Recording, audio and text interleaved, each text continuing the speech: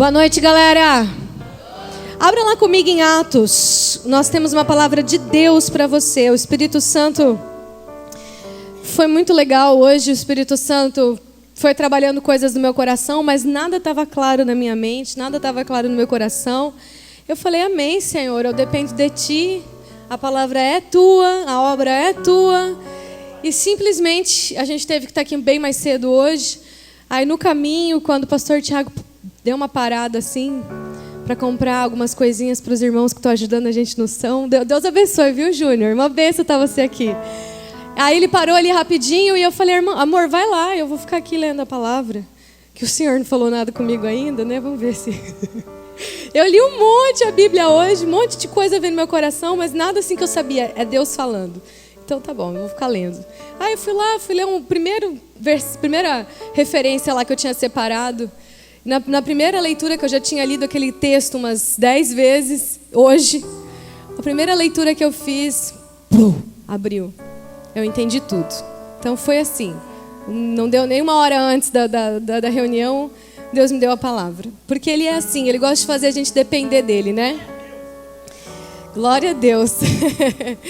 Deus está levantando uma geração que vai chacoalhar o Brasil.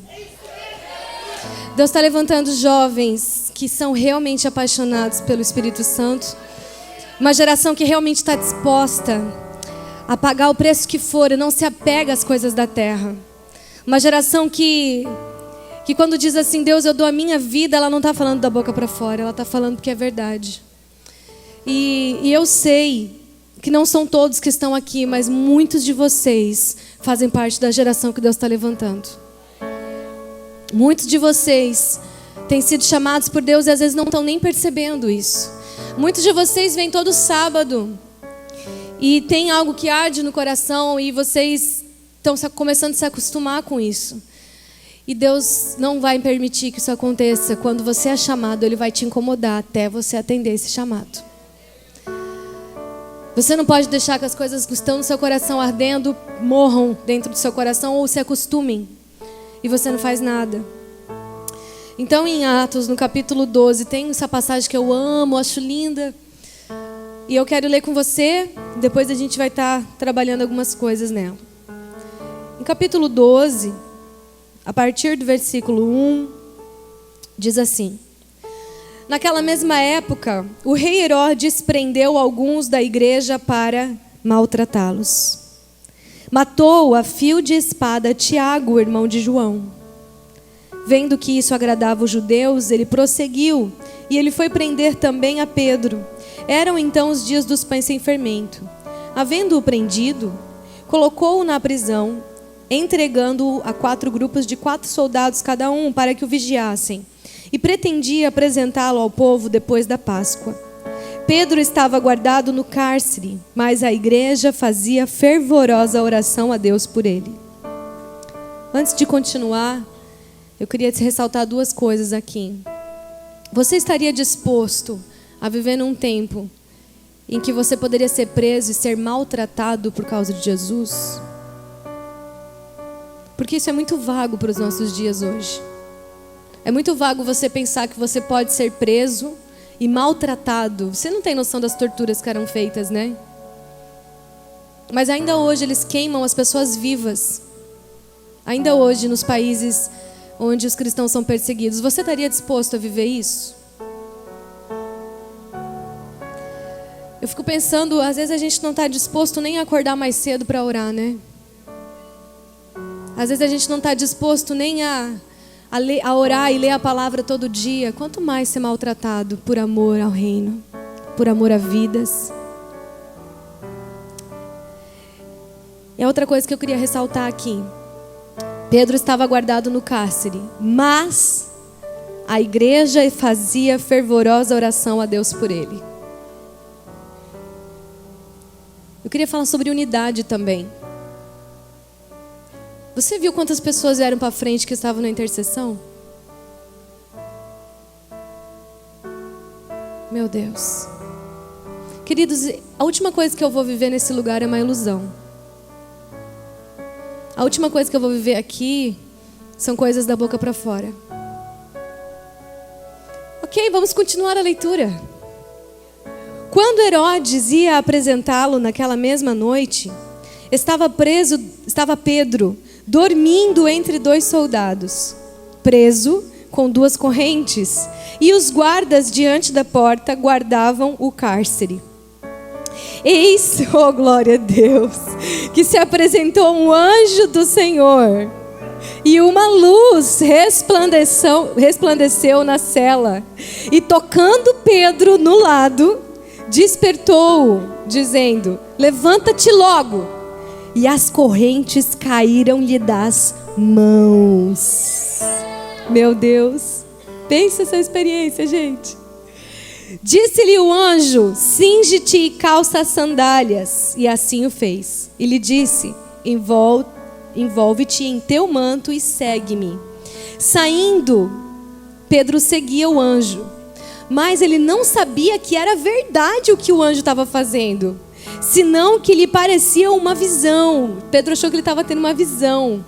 Tendo passado a primeira e a segunda guarda, chegaram à porta de ferro que dava para a cidade, a qual se lhes abriu por si mesma. E saindo, avançaram por uma rua e de repente o anjo se ausentou dele.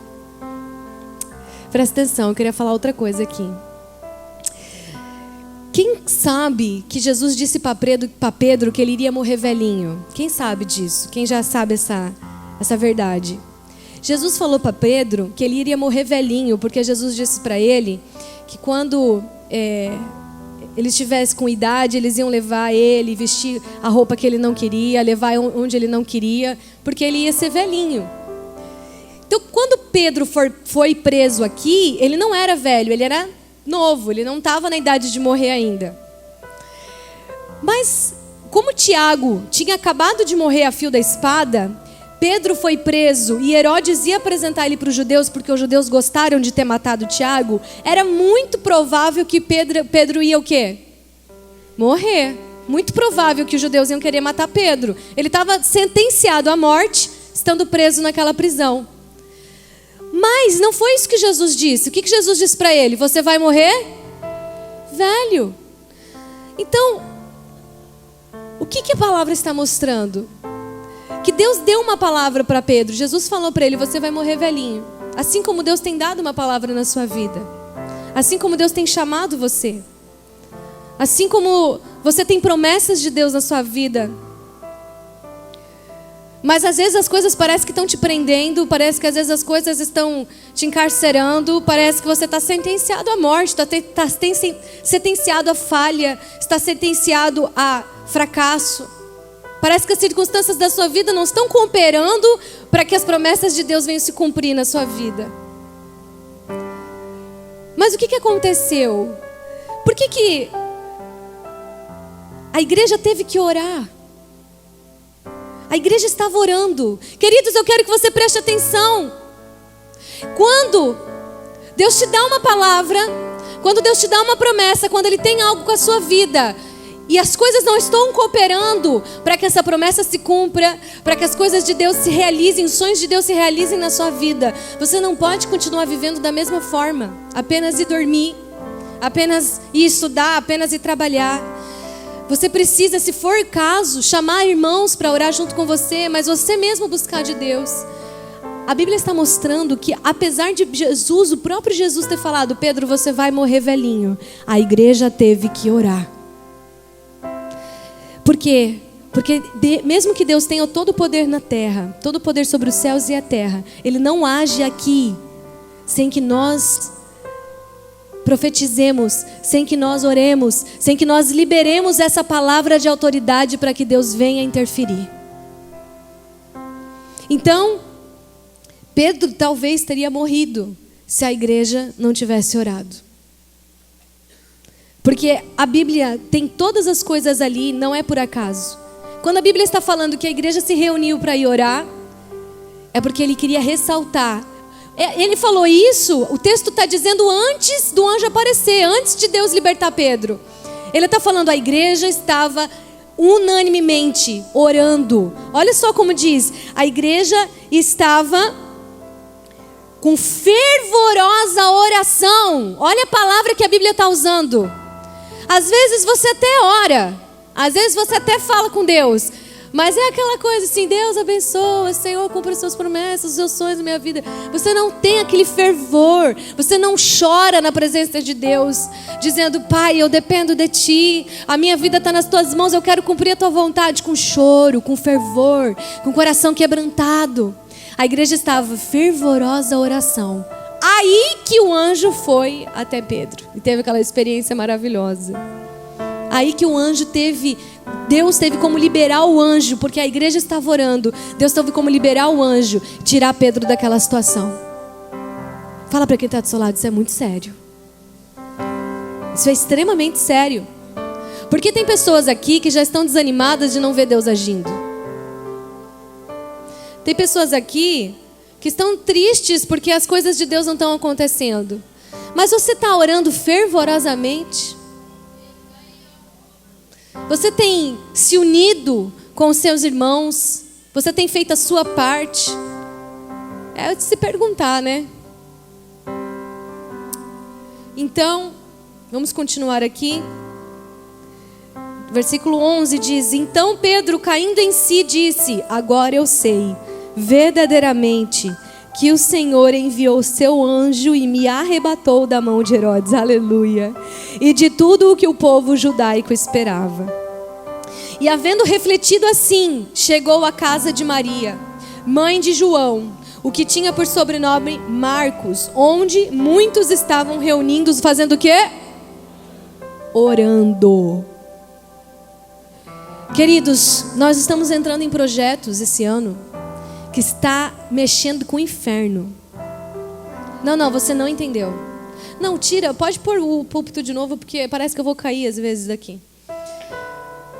A gente está mexendo com projetos onde é território do diabo.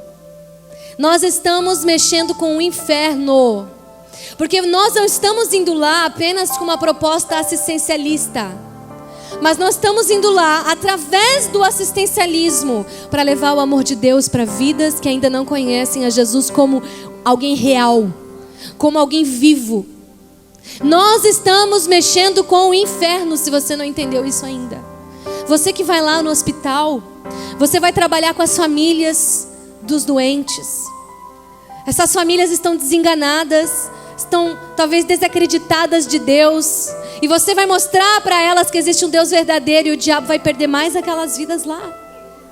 Você vai para os presídios, pessoas que já erraram o suficiente na sua vida, que não acreditam mais nelas mesmas, pessoas que têm culpa o suficiente para não querer nem saber que existe Deus, mas você vai lá e vai mostrar a misericórdia de Deus pela vida delas. Vamos restaurar essa sociedade, queridos. Nós vamos restaurar a sociedade através do reino. Nós vamos lá nos centros de recuperação, jovens presos por vícios, por diversos motivos. Nós vamos restaurar essas vidas em nome de Jesus. Nós vamos lá no abrigo, vamos levar o amor de Deus para aquelas crianças. E se eu for contar alguma história aqui, são coisas tão fortes, tão tremendas, que nós vamos fazer. Histórias daquelas crianças são tão tristes. Queridos, mas você acha que nós vamos fazer isso com o quê? Com que força você quer estar dentro desses projetos? Com que propósito você está indo para esses projetos? Se nós não nos unimos em oração, nós não vamos fazer nada. Deus já deu a promessa.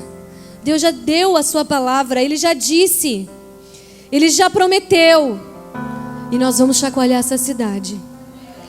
Mas, queridos, nós não vamos fazer isso porque a gente é legal. Nós não vamos fazer isso porque o nosso nome é atração, atraindo a ação de Deus na terra. Nós não vamos fazer isso porque a gente trabalha em grupo. Nós vamos fazer isso porque a gente vai se unir e vai clamar. Você não vai ver nada se você não clamar. Você não vai ver nada mudando na sua vida. Você não vai ver nada mudando nesses projetos se nós não nos unirmos para orar. Se você quiser coisas mais fáceis, tem outras igrejas para você conhecer. Mas aqui é compromisso. Aqui é unidade. Aqui é clamor por vidas. Aqui nós choramos por pessoas, porque é isso que Deus chora. Porque é por pessoas que Deus morreu.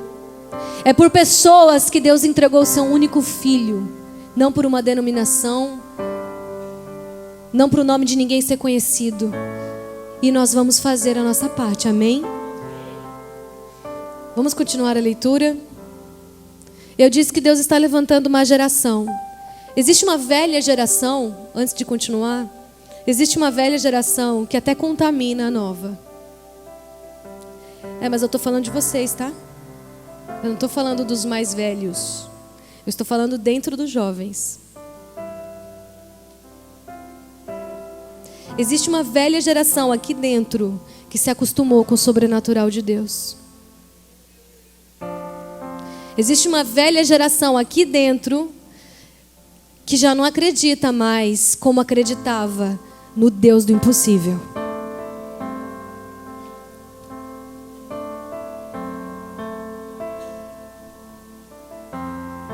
Eu estava em casa hoje orando.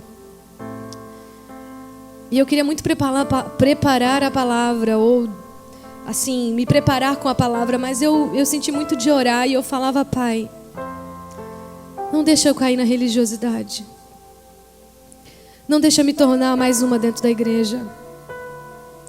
Não deixa eu me acostumar com a grandeza do Deus que eu sirvo. Pai, não deixa eu me acomodar nas coisas que eu já vivi. Não deixa eu me acomodar nas coisas que eu já ouvi e vi. E eu chorava muito, porque é muito fácil se acomodar. E eu sinto que se nós não chorarmos mais, se nós não sairmos da nossa zona de conforto, é assim que a gente vai ficar. Você quer ficar assim? Continue a leitura. Versículo 12, versículo 13. Quando chamou Pedro à porta do postigo do portão, saiu para escutar uma menina chamada Rode, a qual, quando reconheceu a voz de Pedro, de alegria não abriu a porta, mas correu para dentro para anunciar que Pedro estava na porta. Pensa a situação. Os caras estão lá dentro orando pro cara ser livre do cárcere. Aí alguém chama na porta, uma menina vai atender. Aí de repente ela: meu, é Pedro! E deixa o cara lá na porta esperando. Gente, é Pedro! Ela sai correndo e fala pra galera. Ela fala assim, ó.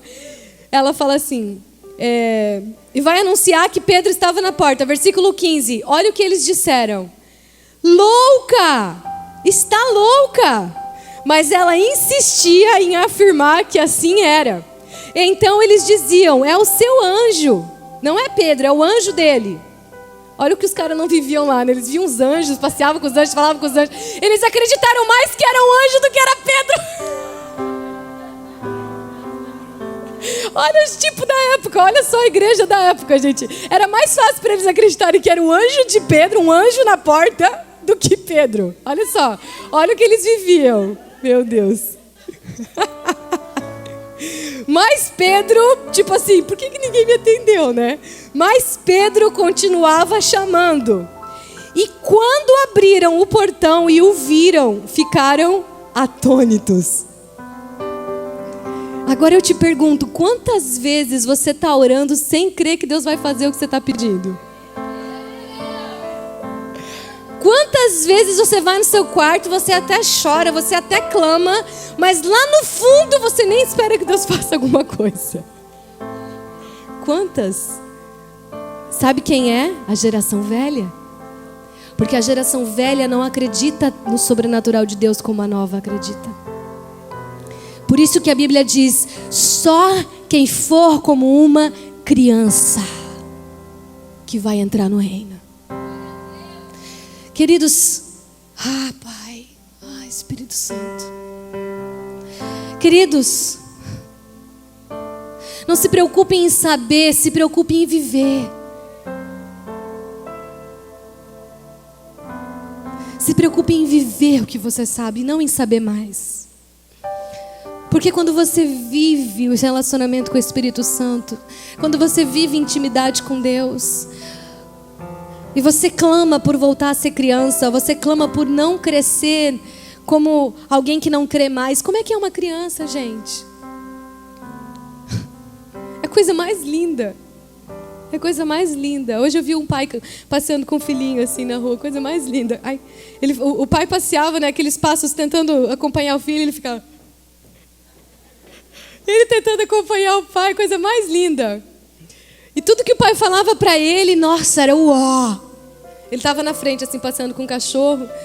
Tudo que o pai falava para ele, não sei o quê, e o cachorro, e tudo era assim, o pai me falou, e era incrível. E assim, tu via aquela alegria da criança de estar com o pai. Você ainda tem essa alegria de estar com o papai? Como é que você vem aqui para a reunião da atração? Você vem com aquela alegria de falar, vou estar mais uma vez com meu pai aqui e com os meus irmãos.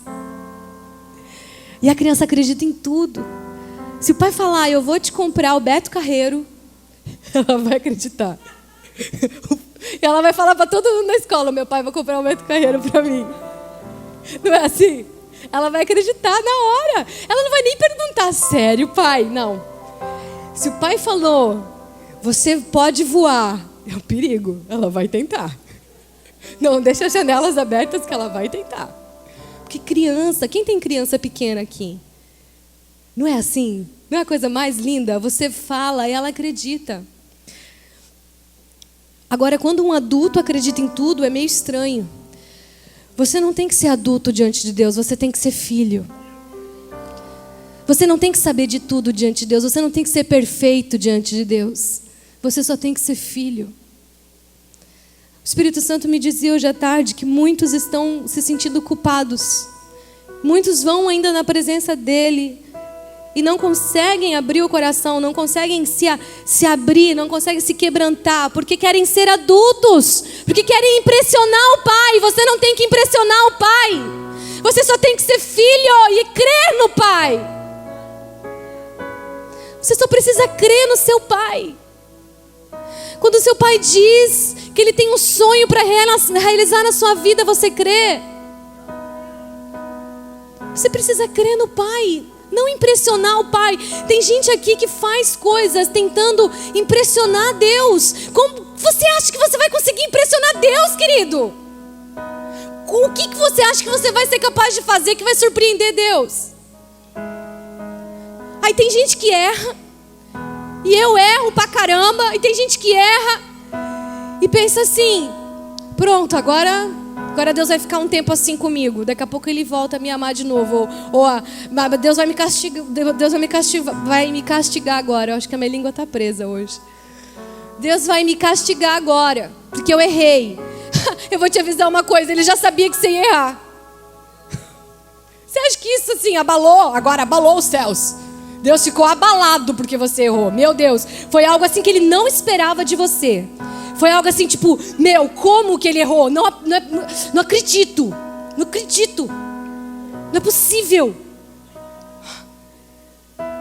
Tu acha que Deus não espera que você vai errar? Que você vai pecar? Que você vai cair? Aí você acha que Deus não espera. Deus já espera que você vai errar. Mas o que você espera? Que Ele vai te castigar. Aí sabe o que Deus fala? Que Ele vai te levantar 7 vezes. Porque um justo pode cair, mas Deus vai levantar. É isso que Deus está esperando. Você cair e Ele levantar. Quando você chegar diante do Pai e crer no perdão do Pai. Quando você chega diante do Pai e crê no amor do Pai. O problema é que nós não cremos. Porque nós não somos crianças, nós somos a geração velha, que ora, mas não acredita que Deus vai fazer. Bota aqui. Olha só. Versículo. Por que vocês estão rindo? Eu estou empolgada. Ó. Versículo 13. Olha só, a Bíblia não tem nada por acaso, meu amor. Presta atenção. Quando chamou Pedro à porta do postigo do portão, saiu para escutar quem? Só quem sabe ler agora. Quem que foi receber Pedro? Uma criança. Uma menina chamada Rode, o nome dela. Ela está registrada na Bíblia porque ela creu. Era uma menina, ela foi. Porque se fosse um dos antigos, cara, ele ia começar a expulsar, ia dizer que era demônio. Tipo, eu tô ouvindo uma voz, parece de Pedro, eu te expulso agora, sai agora. Sabe, tipo, ele tava lá orando pra Pedro sair da prisão, tá ligado? Aí Pedro saiu, foi na porta, bateu, mas se ele ouvisse que era Pedro, ele tipo, vai embora agora. Sai, entendeu? Ele não ia nem abrir, cara. E ele ia voltar e ele ia contar pros caras lá dentro. Tinha um demônio lá se disfarçando de Pedro. Aí que Pedro ficava lá. Aí a oração ia ser mais fervorosa ainda para expulsar o demônio. Entendeu? Mas foi uma menina. Uma menina foi até a porta. E olha só o que a Bíblia diz. Olha só, não tem nada por acaso na Bíblia, gente. É lindo. A qual, ó Deus, a qual, quando reconheceu a voz de Pedro, ela nem viu Pedro e ela já tinha crido. Quando você é criança e o pai te diz, eu te amo, você não precisa esperar ele fazer nada, você já acredita. Quando você é criança e o pai diz, eu tenho sonhos na sua vida, você não precisa ver as coisas acontecendo, você já acredita.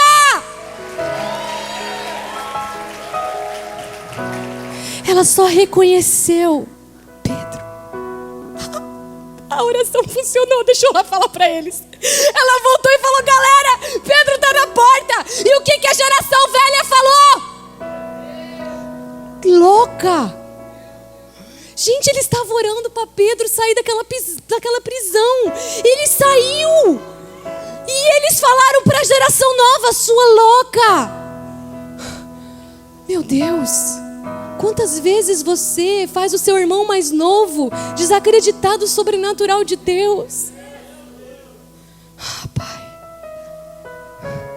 Quantas vezes alguém novo, você está com alguma dor e essa pessoa pode dizer, vamos orar. Você fala assim, não, eu já tomei um remedinho. Eu estou dando um exemplo bem simples. Mas quantas vezes essa pessoa nova chega para você, vamos na vigília. Que massa, vai ter vigília hoje. E você fala assim, pois é, eu tô meio cansado depois da atração, já teve isso, já teve aquilo, depois vai ter vigília, legal, né? Depois, acho que vai acabar 1 hora já. Tipo, tira toda a empolgação da pessoa. A pessoa, queridos, você é vigiado, você é visto, as pessoas olham para você. Você não precisa estar aqui em cima para ser um espelho. Preste atenção. Se você quer gerar filhos espirituais, você precisa entender que as pessoas vão olhar para tudo que você fizer. Você é uma vitrine. Isso não te traz uma responsabilidade? Você é uma vitrine. Comece a cuidar mais com as suas palavras. Geração velha, você que está acostumado com o sobrenatural de Deus, você que já aceitou a ideia de que Deus cura e que você ora e você não espera que Deus vai curar. Você que já aceitou a ideia de que Deus transforma aqueles amigos na sua faculdade, você ora por eles, mas você não espera que eles vão estar aqui um dia com você, no seu trabalho, na sua família. Você até ora por essas pessoas, mas você não consegue ver pela fé eles do seu lado aí, do seu lado. Quem que você quer ganhar para Jesus? Que você quer que esteja aí, do seu lado, agora? Quem que você gostaria que estivesse aqui, do seu lado, agora? Quando você ora por ele, você consegue ver isso? Entrando por aquela porta, o seu amigo, a sua amiga, o seu pai, a sua mãe, o seu irmão, pessoas do seu trabalho. Pessoas que te maldizem hoje, você ora por elas, para elas conhecerem o Deus que você conhece e elas poderem ver quem você é em Deus, que hoje elas não te entendem, mas você ora para elas conhecerem a Deus e poder entender o que você vive. Eu ganhei 2 famílias para Jesus nos últimos 5 anos. É muito pouco. Eu acho isso horrível.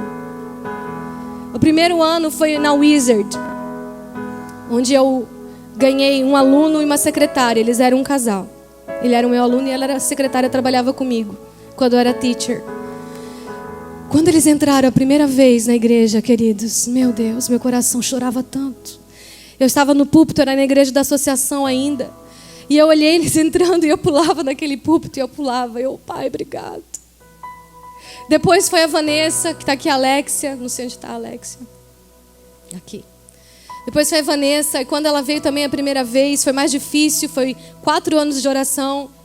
Foi muito mais difícil, mas toda vez que eu orava, queridos, no meu coração eu cria que ela estaria aqui, neste lugar, servindo a Deus comigo. Quando ela falava, meu casamento está assim, eu tenho depressão, minha filha tem depressão, eu estou para me separar. Ela falava tanta coisa e eu falava, você não sabe o que Deus vai fazer na sua vida, no meu coração. E eu chorava, eu falava, Pai, ela vai te conhecer, o marido dela vai te conhecer, os filhos vão te conhecer, eles vão servir a Deus aqui neste lugar.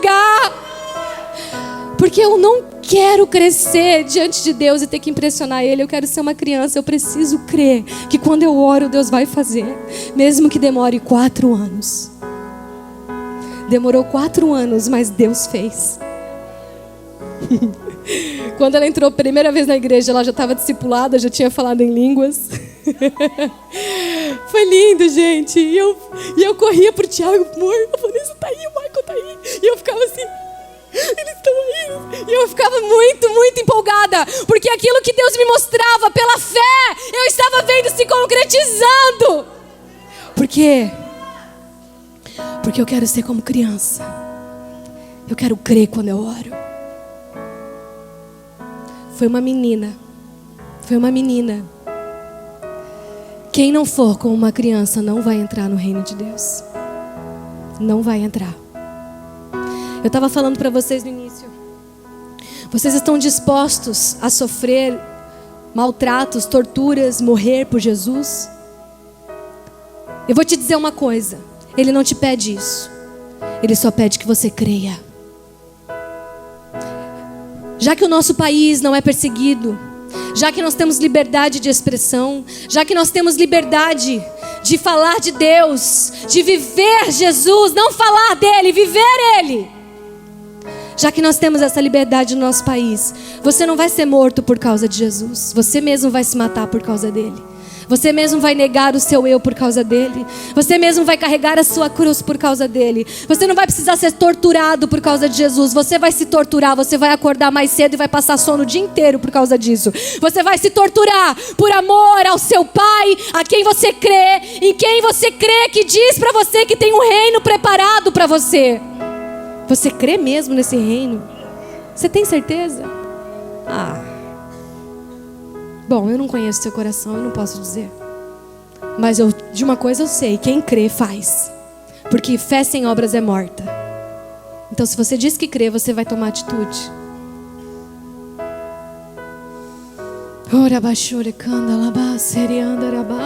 Oh Espírito Santo. Oh Senhor, desperta a nossa geração, Pai. Nós precisamos de Ti, Senhor.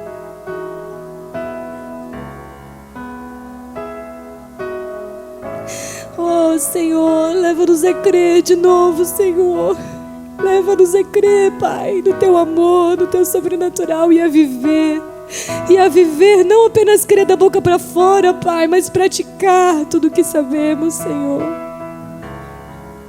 Às vezes é difícil, Pai. Mas eu mato meu eu me torturo, Pai, por amor ao Teu reino.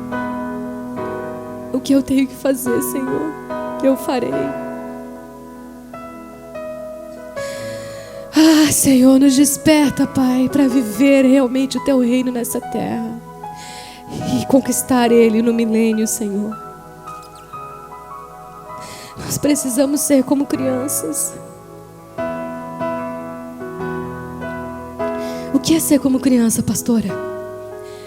É crer de verdade e praticar.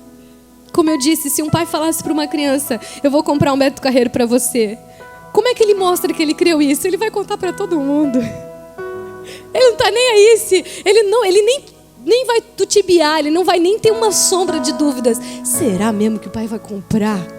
Não, o pai falou, o pai vai comprar. E ele vai lá, ele vai sair contar para todo mundo. Ele tem uma atitude. Pai, Eu estou encerrando, eu não tenho tempo. Eu não tenho mais tempo.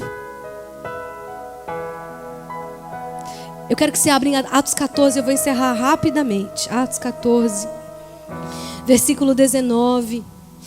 Oh, Espírito Santo, diz assim: então sobrevieram de Antioquia e de Icônio alguns judeus, que persuadiram a multidão e depois de apedrejarem Paulo, arrastaram-no para fora da cidade, supondo que ele estava morto. Mas, rodeando os discípulos, levantou-se e entrou na cidade. E no dia seguinte saiu com Barnabé para Derbe. Depois de anunciar o evangelho naquela cidade e de fazer muitos discípulos, voltaram para Listra e Icônio e Antioquia, fortalecendo os ânimos dos discípulos, exortando-os para que permanecessem na fé e dizendo-lhes: é necessário que passamos por muitas tribulações para entrar no reino de Deus. Tá, eu vou tentar ser bem rápido agora. Oh, Espírito Santo. Eles apedrejaram Paulo, arrastaram o cara até fora da cidade, achando que ele estava morto, e saíram. E os discípulos começaram a rodear ele, tipo: Paulo morreu, Paulo morreu, Paulo morreu. E ele se levantou, e no dia seguinte, quando que foi? Ele saiu com Barnabé até Derbe. Tem noção que é você ser apedrejado, arrastado a cidade inteira, tipo, com pedra? Não tinha asfalto, que já seria muito ruim, né? Era pedra, era um monte de coisa. Aí, tá, você se levanta, com certeza, ele se levantou com muita dor, com dificuldade, descansou aquela noite e no dia seguinte ele falou: ninguém vai me parar pelo reino de Deus. Ele foi até Derbe com Barnabé. E o que ele diz? Que ele foi até lá e depois de anunciar o evangelho naquela cidade e de fazer muitos discípulos, eles voltaram para Listra, Icônio e Antioquia. O cara não parou. E depois o que ele fez? Fortalecendo os ânimos dos discípulos e exortando para que permanecessem na fé, eles dizia: olha só, gente, quem que devia ter recebido essa palavra? Ele, né? O cara é apedrejado, o cara é arrastado, e ele que vai lá na outra cidade para falar: gente, permaneçam na fé, vamos nos animar. Entendeu? Tipo assim, vamos ser apedrejados, vamos ser arrastados, vamos lá. O cara que apanha, o cara que quase morre, é dado por morto. Pensa o estado que ele não estava, é dado por morto. Aí ele no dia seguinte, ele podia ter parado pelo menos uma semana, gente. Pô, tô com dor, não sei o quê. Como é que você faz quando você fica doente? Ah, tô doente, hoje eu não vou orar. Ai, que dor. Ai, que sono. Ai, Jesus. Ai, que sono, eu não vou nem orar hoje. Ai, que dor de cabeça, não dá para ler a Bíblia. Enfim, desculpas e mais desculpas. O cara foi quase morto, ele levantou no dia seguinte e foi para outra cidade para pregar o evangelho e para fazer mais discípulos. Vamos lá, tô com tudo. Quando as tribulações vêm na sua vida, quando você se dá para o morto, o que você faz?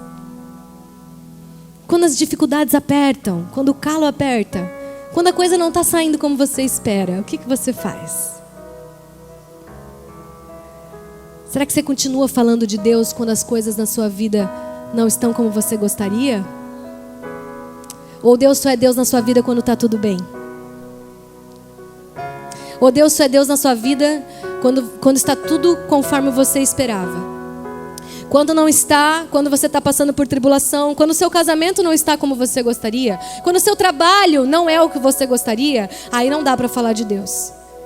Aí ele morreu para você, ele só é vivo quando ele está fazendo alguma coisa de bom para você, é assim? Quando as pessoas estão te matando, estão te apedrejando, estão falando mal de você, aí você não consegue amar elas. Aí você só ama, só vai lá anunciar o evangelho quando elas são legais com você. Quando elas não são legais, aí você não é capaz de ir lá e anunciar o evangelho. Nós sabemos que anunciar o evangelho hoje em dia começa na oração e no choro por aquelas vidas, né? Certo? Mas você faz isso? Sim? Nossa, que silêncio. Queridos, Ele disse: é necessário sofrer muitas tribulações para entrar no reino. Então eu vou falar para você que está sofrendo tribulação: adore a Deus, glorifique, agradeça, porque você está tendo uma oportunidade de mostrar que você é vencedor para entrar no reino. Ai, desculpa, gente, Deus não está deixando eu parar. Só um pouquinho, só um pouquinho. Ah, Senhor. Vamos lá em Hebreus rapidinho, eu só vou ler. Hebreus capítulo 12.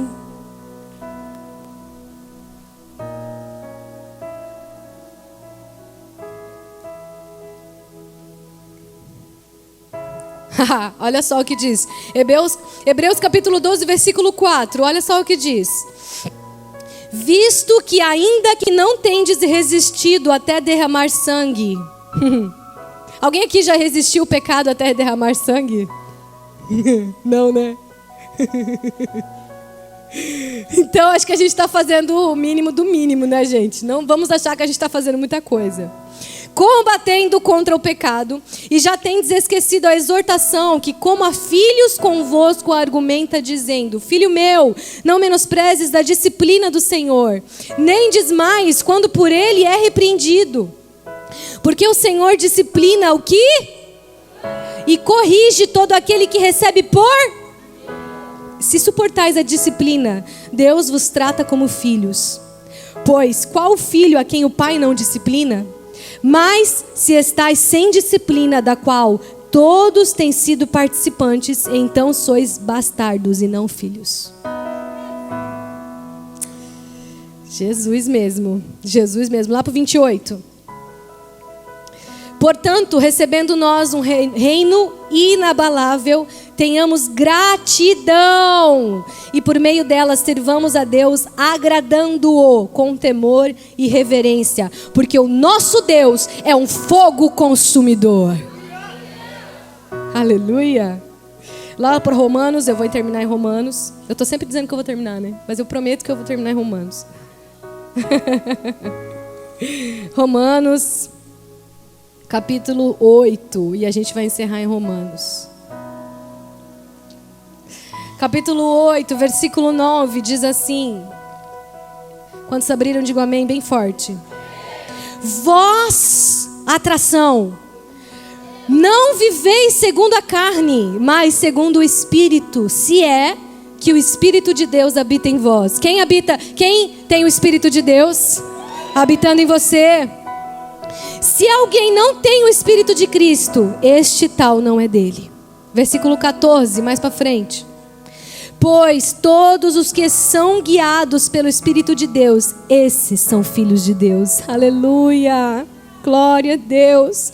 Porque não recebestes o espírito de escravidão, para recair no temor, no medo, mas no temor, mas recebestes o espírito de adoção, como filhos, pelo qual clamamos: Abba, Pai, papaizinho. O mesmo Espírito testifica com o nosso espírito que nós somos filhos de Deus. Se somos filhos, também somos herdeiros, aleluia. Herdeiros de Deus e co-herdeiros de Cristo. Se você crê como criança, querido, deixa essa palavra entrar no seu coração. Você é herdeiro de Deus. Você é co-herdeiro de Cristo. Se é certo que com Ele padecemos, olha o que a palavra diz. Se é certo que com Ele padecemos, para que juntamente com Ele sejamos glorificados. Aleluia! 18. Porque considero que as aflições do tempo presente não são comparáveis com a glória vindoura que há de se manifestar entre nós. Aleluia. Aleluia. Você é filho? Você crê? 28. Sabemos que todas as coisas cooperam para o bem daqueles que amam a Deus, daqueles que são chamados conforme o seu propósito. 32. Aquele que não poupou nem mesmo seu próprio filho, antes o entregou por todos nós, como não nos dará com ele todas as coisas gratuitamente? Quem acusará os escolhidos de Deus? Deus é quem justifica. Quem é o que o condena? Cristo é quem morreu, mas ainda é o que também ressuscitou. É aquele que, além de estar à direita de Deus, também intercede por nós. Quem nos separará do amor de Cristo? A tribulação? A angústia? Perseguição? A fome? A nudez? O perigo? Ou a espada? Como está escrito, por tua causa somos entregues à morte todo dia. Somos considerados como ovelhas para o matadouro. Mas, preste atenção nesse versículo. Em todas essas coisas, somos mais que vencedores por meio daquele que nos amou. É por meio dele que você é mais que vencedor. Não, você não entendeu e eu vou terminar com isso. É por meio dele que você é mais que vencedor, não é na sua força. Você não precisa ter que surpreender a Deus. Você não precisa ter que ser perfeito diante de Deus. Você precisa ser filho, porque é por meio dele que nós somos mais que vencedores. Fica de pé. Fica de pé rapidinho.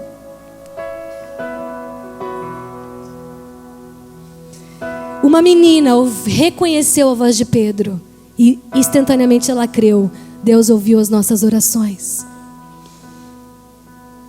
Enquanto que os mais velhos precisaram ter que abrir o portão e ter que olhar para Pedro, eles precisaram ver. Eles tiveram que ver para crer. Você quer ser filho? Ou você quer ser religioso?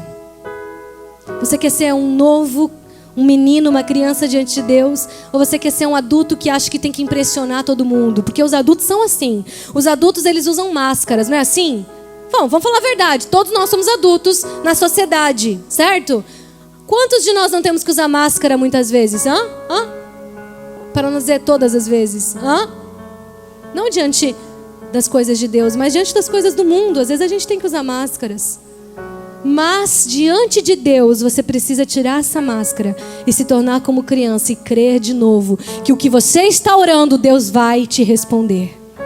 Pode demorar 4 anos, pode demorar 5, 10, 2, 1 ano, 1 semana, 2 meses. Ele sabe o que é melhor para você.